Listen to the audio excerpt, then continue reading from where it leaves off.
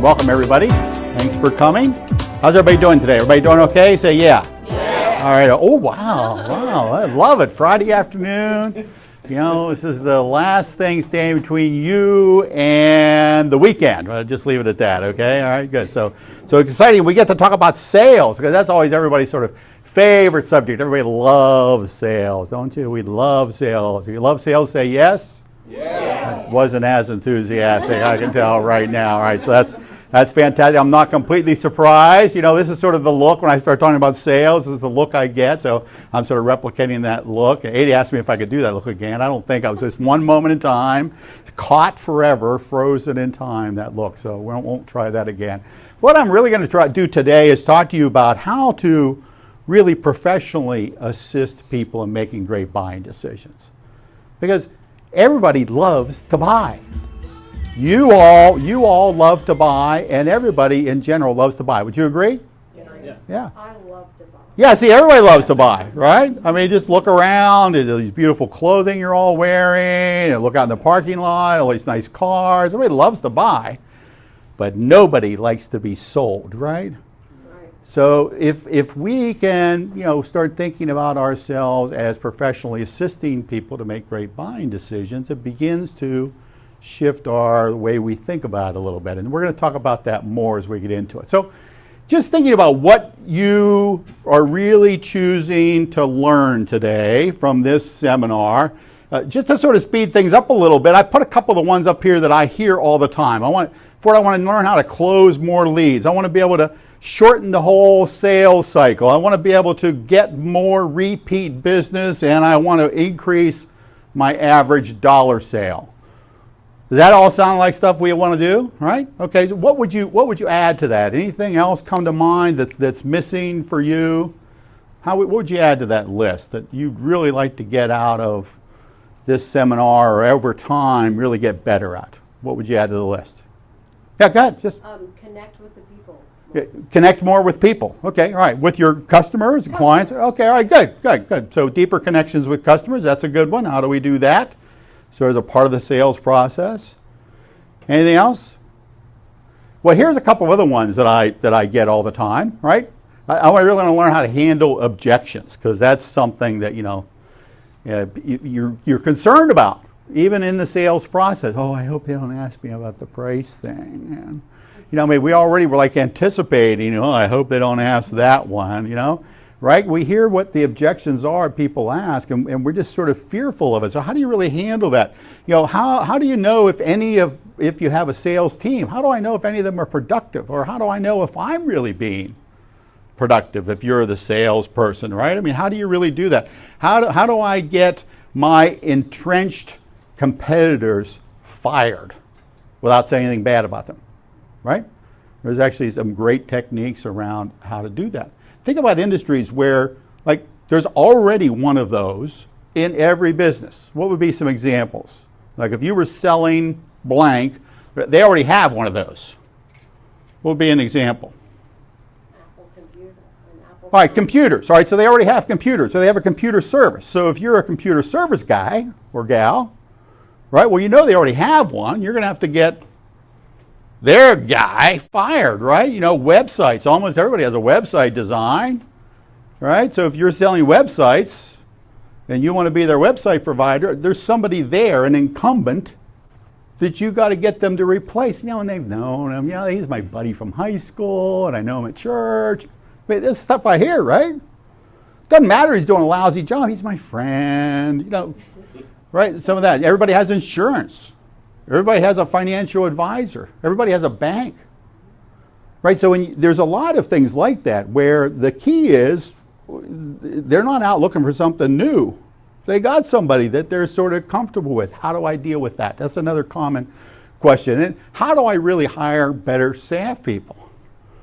I mean, you know, salespeople. How do I get better salespeople? What's a good salesperson look like? You know, what kind of personalities are the right personalities, the best personalities? How do I figure out whether they're just selling me on them, right? They're salespeople. How scary. You got to try and pick one. They're good at sales. They're going to sell you on them. Then you get them and, Not so much.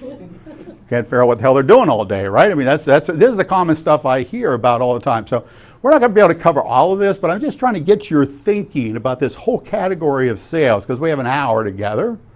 Unless you guys want to stay the weekend, we could maybe cover all these things. I mean, you know, I might be up for it if you are, but I sort of doubt it, right?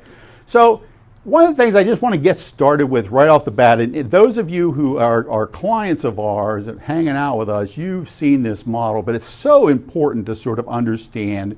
This is sort of what we call the main chassis for any business, the 5 ways that, you know, grow profitability. So we're going to go through this pretty quick. So if you think about the 5 ways, what do you want, more of the stuff in green or more of the stuff in yellow? If you had to choose between the stuff in green or the stuff in yellow, what do you want the most of? Yellow. Yellow, right? Yeah, I mean, everybody says, I want more customers, I want more revenue, I want more profit. But here's the problem with that. There's a little sign in front of each of those words. What is that little sign on the chart in front of each one of those? An equal sign, right? So that means that those things are the result of something else. So you actually have to work on the something else's if you're going to increase that. Does that make sense? Yes. So let's just put some numbers in here just to sort of see what happens for fun, okay? So let's just take a small business. They get 4,000 leads a year, so 4,000 inquiries a year. I don't know what that is divided by 50. What is that? Maybe 8 or 10 a week, something like that. And so, and of the people that inquire, about 25% of them actually buy. So that gets them what? How many customers? 25% of 4,000? 1,000 customers. And then those customers come back and buy, on average, 2.2. Some of them come back and buy 5 or 6 times a year. Some only buy the one time. But on average, their customer base comes back about 2.2 times a year. And each time they come back, on average, they spend $100. So if you take the total number of customers, 1,000 times 2 times 100, that would get you your revenue. You following me? So that would be what? $200,000, right? So $200,000 in revenue. Now, profit margins are about 25%, so about a quarter of what they, what they take in revenue, they keep for their profit in this business. Okay, make sense? So that would give us a profit in this little business of what? $50,000, right? Good. Okay. All right, now let's go to work on the 5 things that we can control, the things in green, the things that we can improve. We're going to start measuring them and start improving them. But we're going to particularly be talking today about a couple of them here, right, that apply to the sales process. So leads are about marketing. We're not going to be spending time on marketing. Julia talked about that the last time. But let's just say we did some things and we're just looking to make just a 10% improvement over a full year in each of the 5 ways. That doesn't seem like that would be too tall of an order, does it? So if you started measuring and putting some new strategies in place and measuring and seeing how that worked, we're going to just take the number of leads from 4,000 to 4,400. Only 400 new leads over the year. Pretty simple, right? Now we're going to work on our sales process. We're going to talk a little bit about that today. Our experience is as soon as you start measuring conversion rate, it actually goes up at least 10%. So that's a great strategy. Just start measuring what actually converts, because most people overestimate their actual numbers. So if we actually start measuring what's going on, okay? So if we could improve our conversion rate by 25%, that gets us to 27.5%. You see what I mean? So that gets us, wow, 1,200 customers now, and that's a 21% improvement. Wait, we got 10 and 10, and we got the 21. How did that happen? Compound interest. You improved on an improvement. Does that make sense? So you improved one thing and then you improved on something you already improved. That gives you compound interest.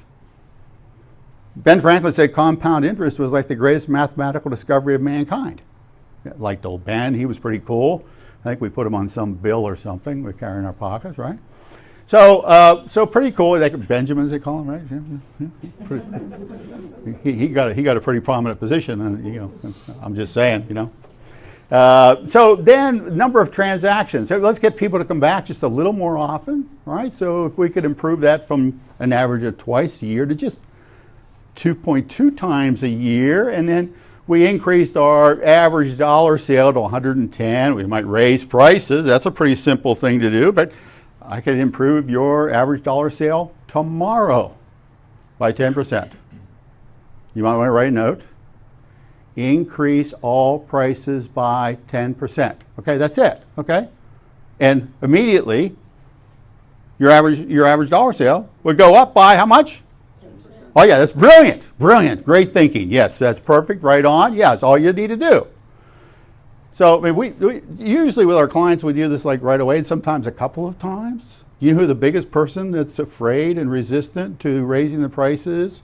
The owner or the customers? The owner, because they're all scared to death.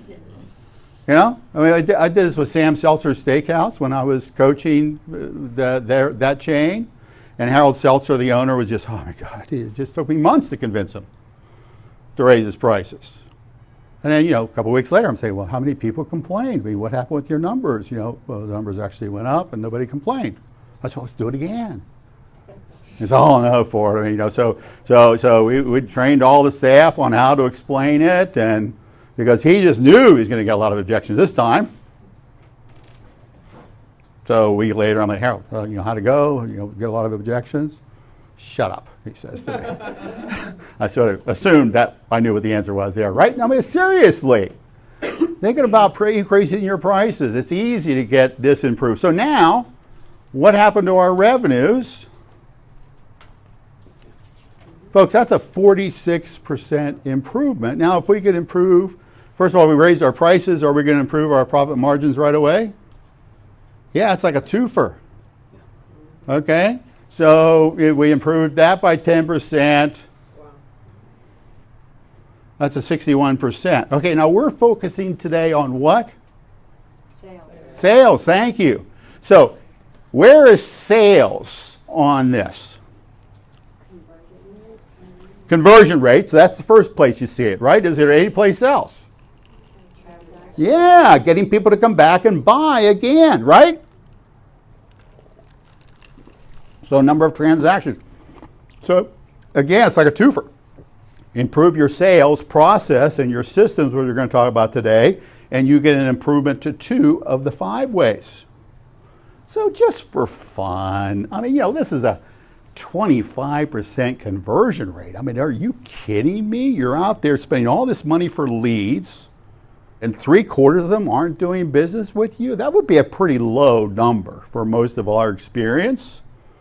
But we see this.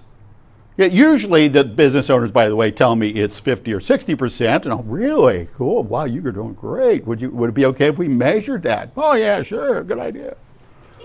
And a couple weeks later, how did that turn out? Well, it was worse than I thought, Ford. I mean, what was it? 25%. Seriously, it happens all the time. People way overestimate unless they measure what their conversion rate actually is. So what if we could double just the conversion rate? Nothing else. What might happen? 2,200 customers.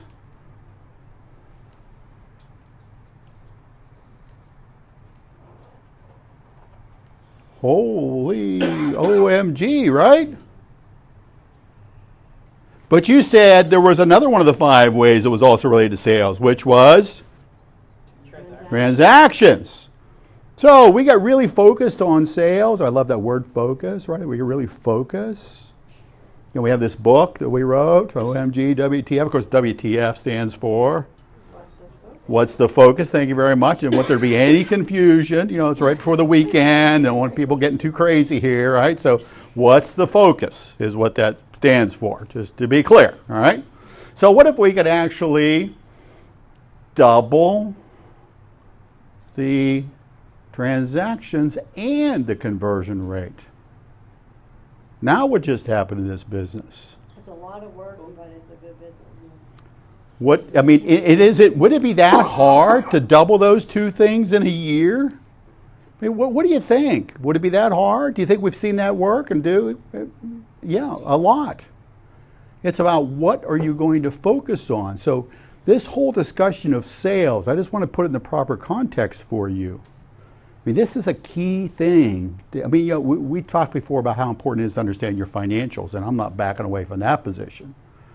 But getting good at sales, it's one of the things that we see that's a real weakness for a lot of businesses. Can you believe that that's true? Yes or no?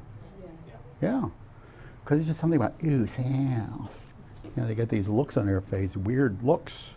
You start talking about sales. Ooh, I don't do that. I don't want to be too pushy. All the things they don't want to be.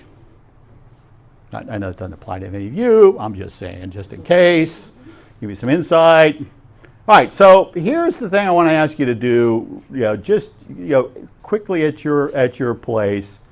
Just start with the top question. What do you think right now is your sort of, if you had to rate yourself on a scale of 1 to 10, 1 being, I don't have a clue about sales.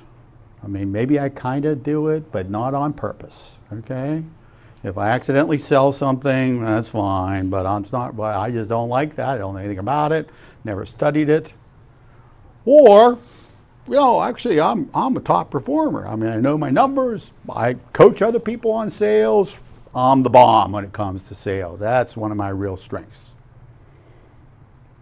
Where would you, just think about it in your mind, where would you put yourself on that scale? So, by a show of hands, honestly, if you don't mind being candid, how many of you would put yourself in 7 through 10, like top of the scale? Okay, all right, so a few, good. Good, so then how many would be sort of in that 4 to 7, somewhere in there? And how many below 4? Okay, thank you for your candor. It's always good. How many wouldn't raise your hand no matter what I ask? I usually have 1 or 2 of those. Okay, just checking. I have to make sure we got all the hands up. All right, okay, all right, good. All right, so now, what about the importance of sales for your business? How important is being good at sales for your business? How important is that on a scale of 1 to 10? How many would be in the 7 to 10 range on importance? Okay, okay. Well, I don't have to go any further because I got every hand going up. So I just want you to start thinking about what's the implication of your answers to those 2 questions. Even if you're a 7, would it make a big difference, do you think, if you were a 9? Yeah, those small changes at that level of the scale makes a big difference in your conversion rate. I mean, we could have played with this 5 ways thing a lot, but what if we'd have just improved it, 20%?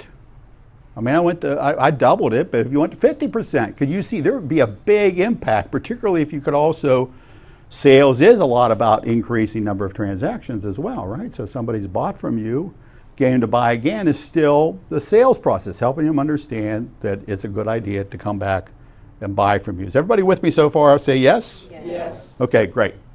All right, so there's a quick word association game I want to play, all right? So how many of you played word association? You know what I'm talking about? So I'm going to put a word up on the board, and your job is just as quickly as you can, just start. It might get a little noisy, but I want to hear some words that come to your mind. So we'll just run an example. So if I said orange. Hair. What else? Orange.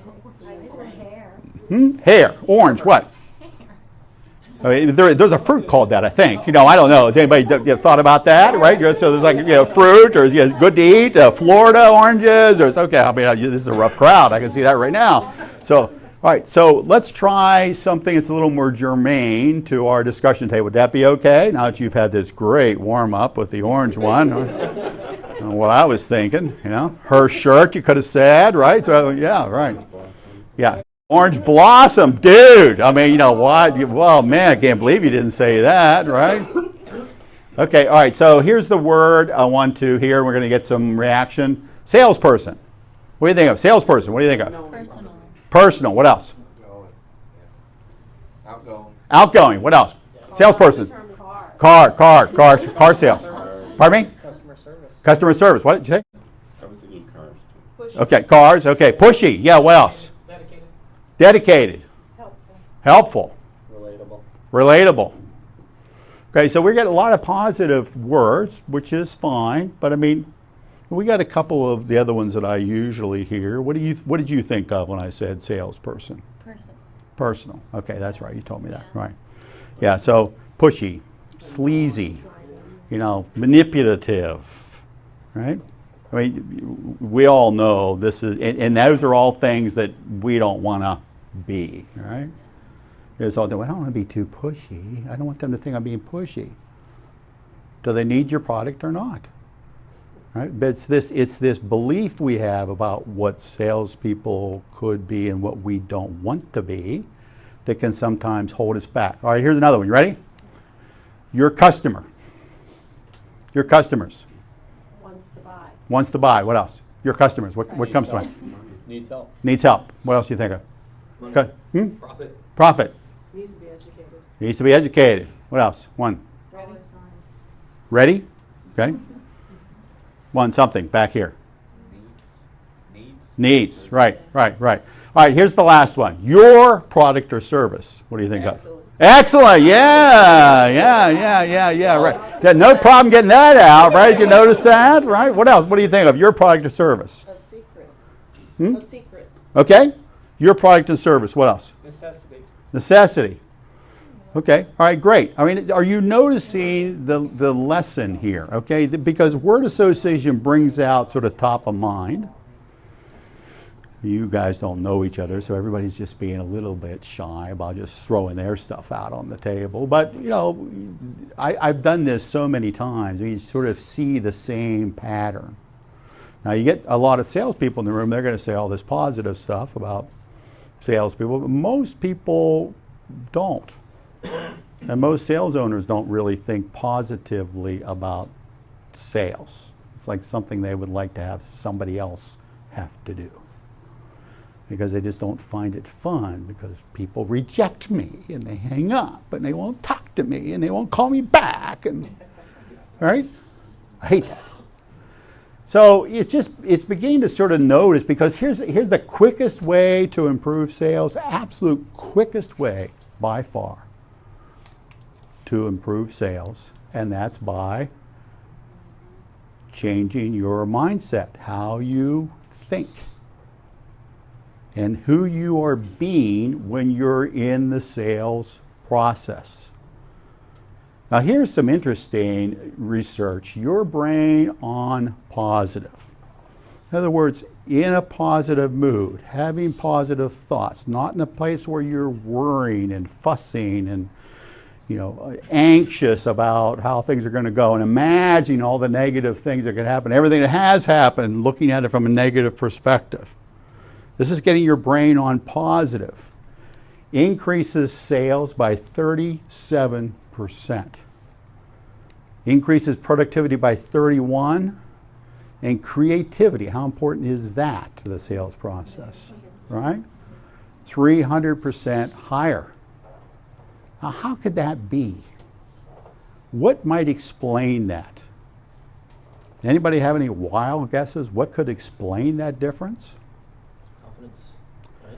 Confidence, right? That's part of it, okay? But it's like your brain on positive actually helps with the confidence. It's like the chicken or the egg thing, right? No, but So- when So- you follow through more if you believe that you can. Yeah, right. All those things happen. But let me tell you, the reason is this is chemicals. When we're in a positive mood, the chemicals that get released in our brains open up, they enhance our learning channels, they open up our view of the world, we see connections between things that we wouldn't otherwise see. Our brain on positive is a much higher performing piece of machinery. Because the opposite, our brain on negative, puts you in that flight or fight. Your vision narrows, you don't see other things. It's all about how can I escape this situation, even if you're trying to suppress it. And when you're in negative, you're looking for more negative. When you're in positive, you look for more positive. So learning how to get your brain into positive actually increases human performance across the board. And is that something that we have any control over? Yes or no? Yes. Yeah. Yeah. All right, so let's just think a little bit about, so, John, I want you to just read this out aloud for me. Are you ready? We either create our mindset or we give in to the mindset that already exists. Okay? We have the ability to create our own mindset, but only if we notice we have that ability. So at your place, on your tables, with the little team you got there, it's going to be quick, but let's work on one quick thing. And what are some things that you could do to be more positive? What's something you could implement? And then maybe the table come up with 3 things you could implement. I'm going to give you about 1 minute only. Ready? Go. Take a 15 minutes to review the day.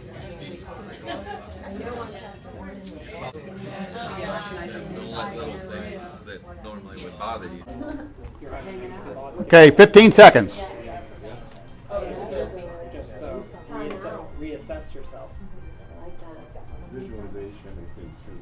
I've already done it.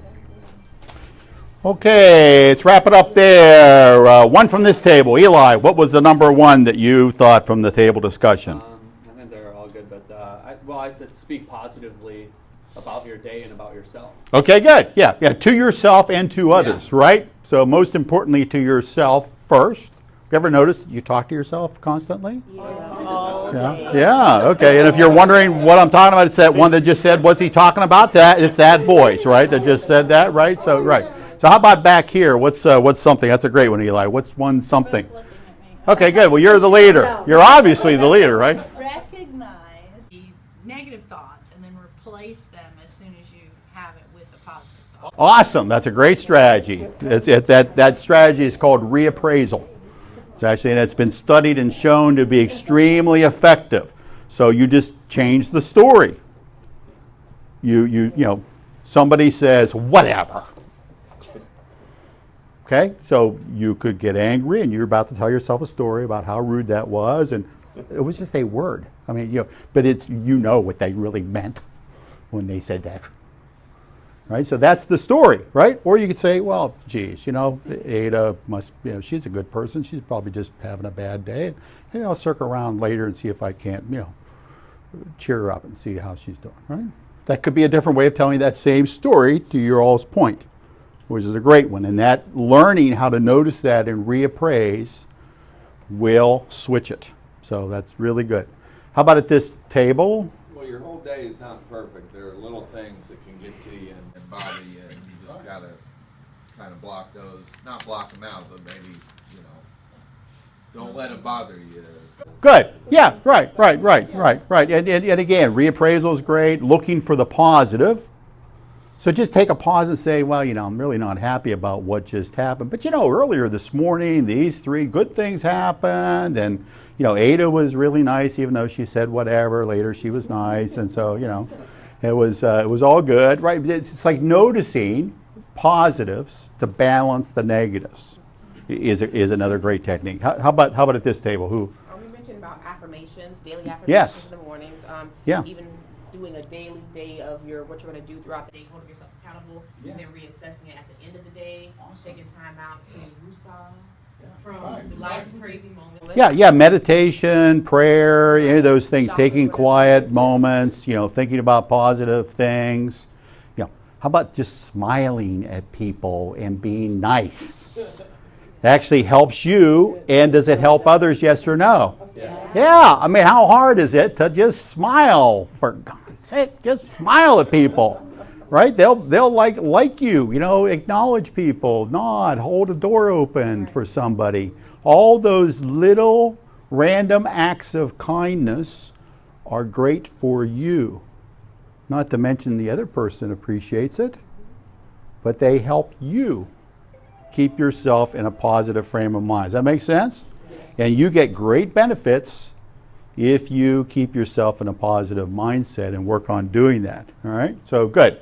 So we're talking about sales, and I want to just make the quick distinction from marketing. You know, so marketing is like all the stuff you do to get the metaphorical phone to ring, and sales is everything you do after that until somebody agrees to buy and gives you the money. Right? When you can go, thank you very much, then that is when the sales process is complete. Does that make sense?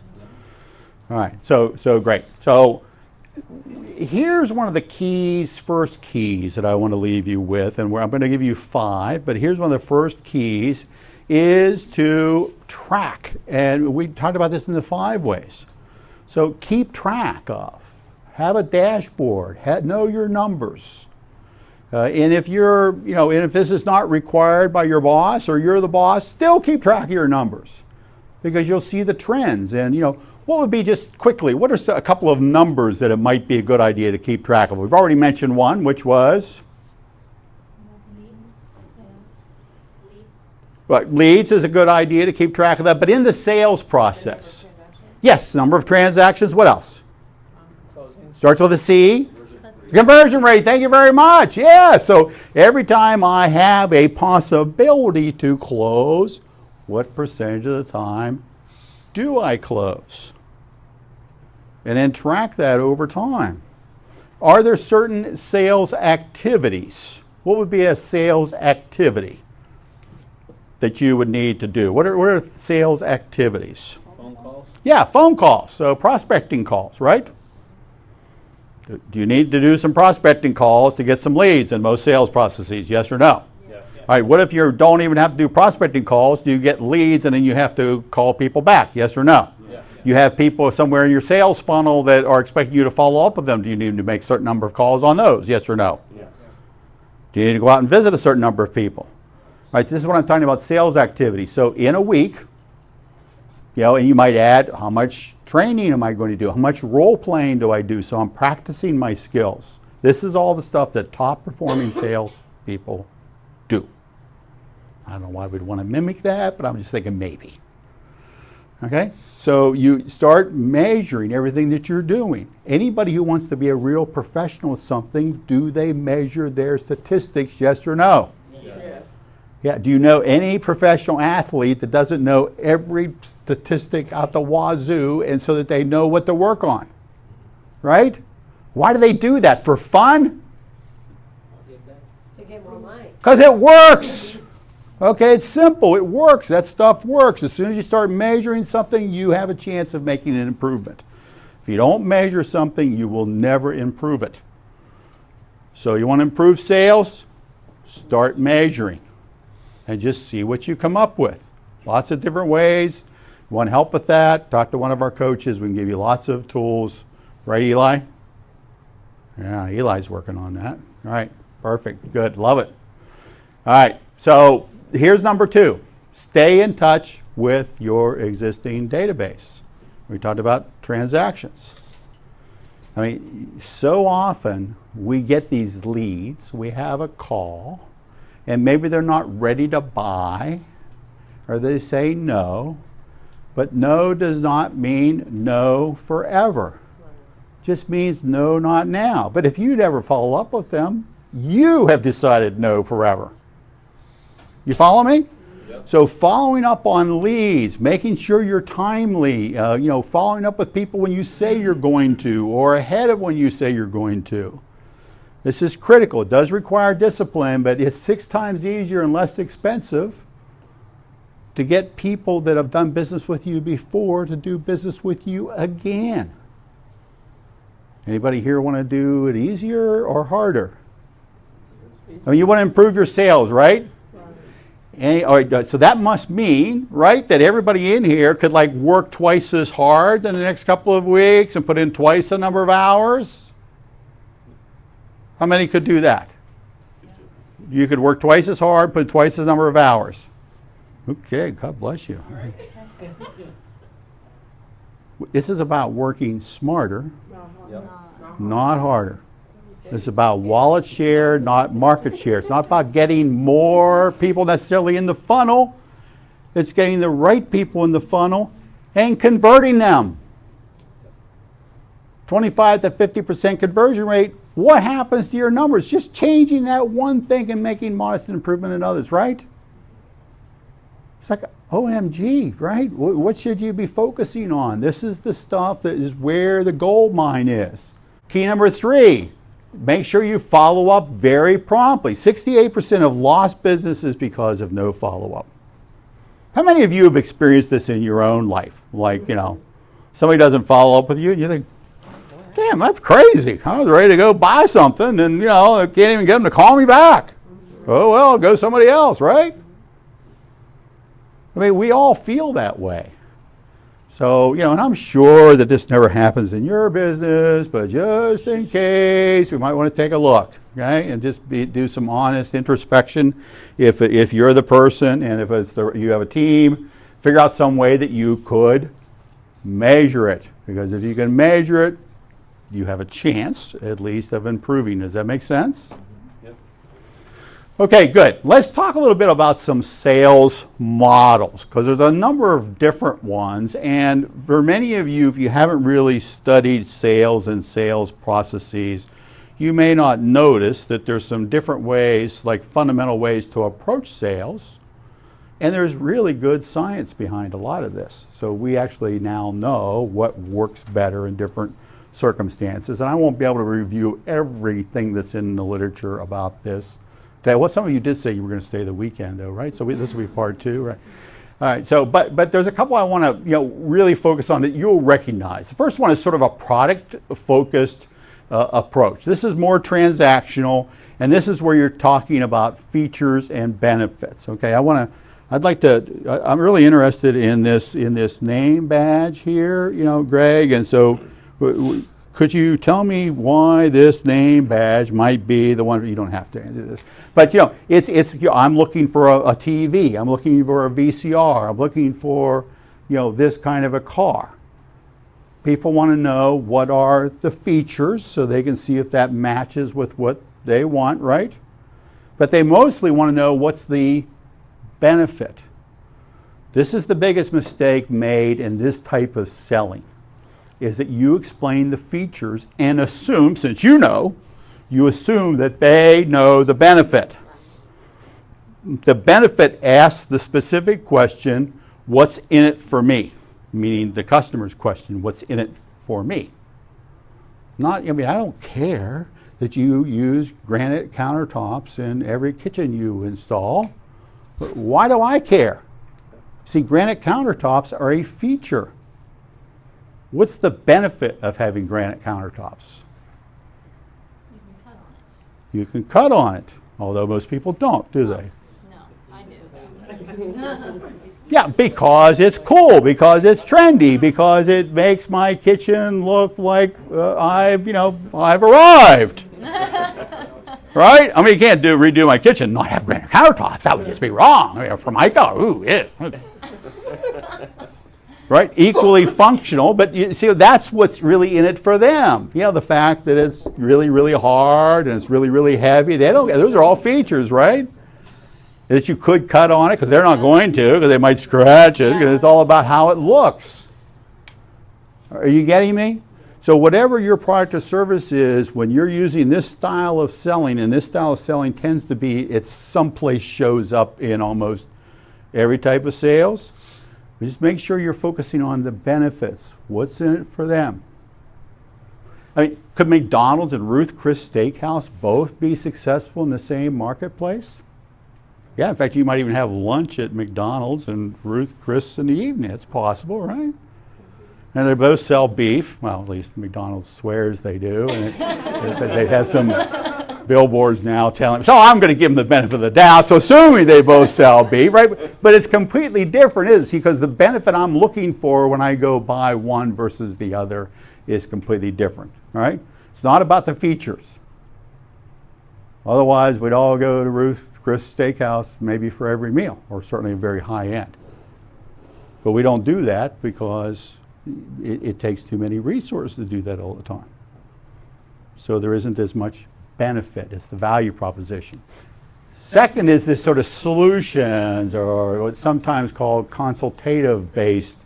This was the old Xerox training sales training. It was done by a guy by the name of Neil Rackham, who wrote a book called Spin Selling. And spin selling was about, making inquiries and trying to figure out what's their pain. So we can emphasize their pain so that they, our solution is going to get you out of your pain. You must just be miserable having to work in this kitchen every day. Without granite countertops, that must feel terrible. When your friends come over, they just must look at you like you're, somebody that lives in a trailer because you don't have granite countertops. And it's just horrible. It's painful. Right? So that's the whole, digging for pain. But one of the downsides is, first of all, pain is not, great. And it just takes a long time. And everybody sort of sees it coming and they get frustrated. They don't have the patience for, all this gamesmanship. I mean, could you all see it when somebody's taking you down one of these roads? Yeah. So it's fallen a lot out of favor, and actually the science shows us that it doesn't really work very well anymore. But there are times when you need to learn more about the company.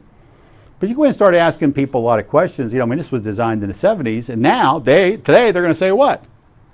Well, you didn't bother to look at my website? And if they don't say it, they're thinking it. Because most of the basic information is available, and they expect you to know that before they came in. By the way, they certainly have checked you out. You have to assume. So how do you look out there in the world? So the most recent model, which I'm going to spend just a little bit of time on, is what's called the Challenger model. And most people that I run into haven't really gotten up to speed on this yet. But this, there's a great book called, there's a couple of books now that they've published on this, but this came out of research trying to look at salespeople that were very successful during our latest economic downturn, because some salespeople were still successful. Now, what the hell do those guys do? We ought to go study that. And one of the biggest shocks was it wasn't the relationship style sellers. It was what they came to call the challenger sales people.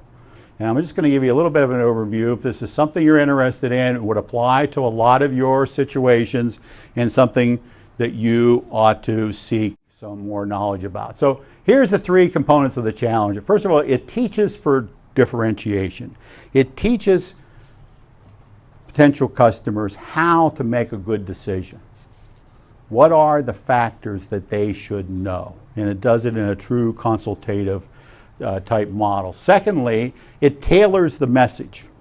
If you're going to sell into particularly larger companies, you're going to be faced not just with the traditional decision maker, but a lot of other people. There's a lot more sense that we have to build consensus if we're going to implement a change. I mean, it's certainly true, for some of your clients at Orange Blossom Catering, because you serve a lot of companies and do a lot of big events. And so it's not just the CEO, it's a lot of other people and what they think about whether or not you're the right company to do business with, right? And what they're looking for in each of those roles is something a little bit different. If you're talking to the CFO, he might be only primarily interested in, is this good value proposition? What's the price per person? If it's the event planner for the company, they want to look good, and they want everybody to be happy. So happiness, you follow me? So the Challenger model is about noticing and recognizing and learning what different people you're speaking to, what they need to hear, and tailoring your message to that audience. And the third part is, this is the Challenger name, is really asserting control, not being afraid to really challenge. Take stuff off the table. Well, you may not be the right company for us to do business with, because we only do business with the best companies. So tell me a little bit about what it's going to be like if we have a relationship. A lot of traditional salespeople don't do that. So there's a lot of things about the challenge side of things which can be very effective and actually really locks in the desire by the buyer to want to do business with you. So something to really sort of look at, learn a little bit more about. So just a little bit quickly about the research, maybe to get you excited about learning this. So here were the 5 types of salespeople that they found in the study.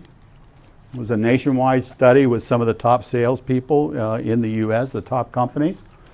So this is the percent total in the parentheses, and in the brackets were this percent of top performers. So, the hard worker type salesperson, man, they're going to be in there at the last minute. They're going to make the last 5 calls. They're just going to be hard working. That's their primary gift. The relationship builder is out, let's play golf, let's take you to dinner, let's be friends.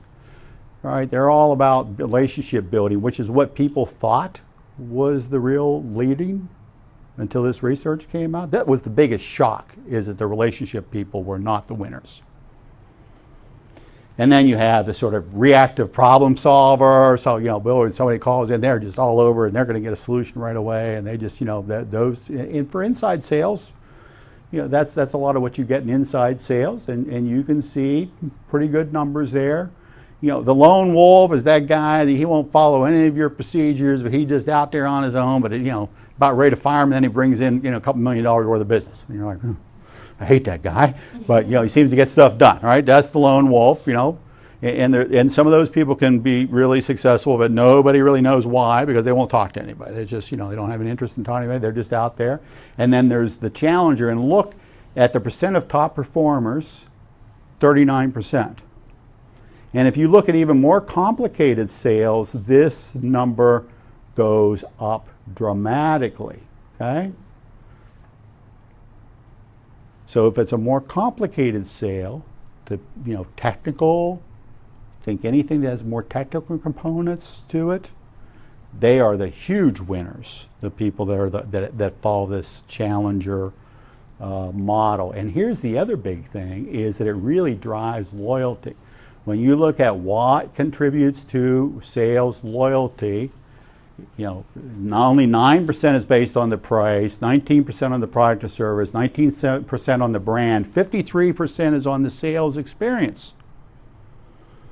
So if you have a challenger salesperson, and if you're a challenger salesperson, people are really loyal to you. Why would that be? Why would they be so loyal to these people that are challenging them? They're not pushovers. Why would I like that? If I'm a decision maker in making purchasing decisions, why do I like that? At the end of the day, you can get the results that you expect. Pardon me? At the end of the day, you can get the results that. All right, so you have more confidence. They have confidence, so you have confidence in them. What else? Confident in what you're selling, your product or service. Mm-hmm. And they're teaching me something. Remember, teaches for differentiation. They're teaching me something that I didn't know. Some of you know I ran purchasing materials management for the Baker Health System for 3 years. So I was responsible for $300 million spend every year. And so I was the guy that everybody wanted to be in front of to tell me about their products and services, right? So and after I learned about this, I started reflecting on who were the people that I always took an appointment with. And it was the guy that would, push me around a little bit, but in a way that he was teaching me something and telling me what was going on in the industry and where we weren't meeting best practices in the industry and showing me data and coming up with really unique solutions for how we could, do things much more effectively across a 10, 12 hospital system. I love those guys. I can still remember the companies, they followed this challenger model to a T, not because they had learned it, because they intuitively, that's what they did. But the thing that they learned from this research is that this can be learned and it can be taught, and it's not that difficult for other people that are really interested in being top performing salespeople to get this. Okay, so that's the good news for all of you. I've worked recently with the Enterprise Fleet Management Group, the west coast of Florida, their whole sales team, and we introduced this, and they're seeing amazing results. And Enterprise has great sales training systems, but this is it gives you an edge. There's lots of things about the way you approach sales using this kind of a model, and it would work for a lot of you, okay? Because it offers unique perspectives, and they love the fact that they're being helped looking at alternatives. You're a consultant from moment one. You're not some salesperson. You capture the role of consultant. So that's what this model is really all about. All right. I'm not going to go through the details of it. We don't really have time for that today. But, this is really what you're looking for, is people to say, I never looked at it that way. It's coming up with some unique perspectives that they hadn't noticed. And then really being able to give them facts and statistics, and then helping them see that this actually applies in their company. The emotional impact stories that would actually apply to their company. Because now they're going, oh my God, I mean, we've really been screwing up here. It's a huge opportunity. So, and then helping them review options, and then talking about your solution. You don't even talk about your company, your solution, until the very end. It's flipping it. You don't go in and give your, let me tell you all about us. Because most people just don't, they already looked it up online. They don't need you to do that anymore. So, talked about some of the key steps. One of the other real keys is actually having a system. We talked about marketing, but then documenting what are going to be my steps. So I get a lead, then what? And what's the script for that? And do I send an email after that? And if I send an email after that, what do I include in the email? And then when do I make the next phone call? If I have an appointment, what's the script for my appointment? How do I best position them to make a decision on the day? If you're not working on getting people to make a decision on the day, you're missing it.